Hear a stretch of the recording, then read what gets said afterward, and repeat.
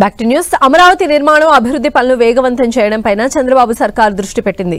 ఇందులో భాగంగా అమరావతికి హైదరాబాద్, చెన్నై నుంచి ఐఐటీ నిపుణులు వచ్చారు. 2 రోజుల పర్యటనలో భాగంగా ఐఐటీ నిపుణులు రాజధానిలోని కట్టడాలను పరిశీలించారు.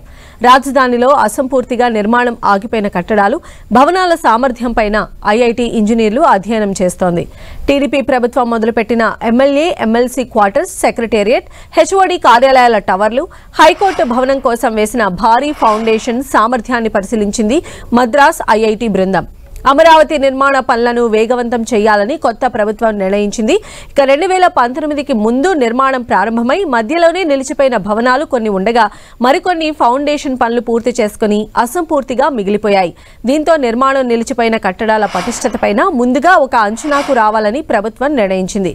ఈ క్రమంలో గతంలో ఫౌండేషన్ పూర్తి చేసుకున్న ఐకానిక్ భవనాలతో పాటు ఇతర నిర్మాణాలపై ఐఐటీ ఇంజనీర్లతో అధ్యయనం చేయించాలని ప్రభుత్వం నిర్ణయించింది. ఐకానిక్ కట్టడాల పునాదుల పటిష్టత నిర్ధారణ కోసం ఐఐటీ చెన్నైకి బాధ్యతలు అప్పగించింది. అలాగే ప్రజాప్రతినిధులు, అధికారులు, ఉద్యోగుల క్వార్టర్ల పటిష్టతను తేల్చే పనిని ఐఐటీ హైదరాబాద్ కు అప్పగించారు. ఐఐటీ నిపుణులు ఇచ్చే నివేదిక ఆధారంగా నిర్మాణాల విషయంలో ముందుకు వెళ్లాలని ప్రభుత్వం భావిస్తోంది.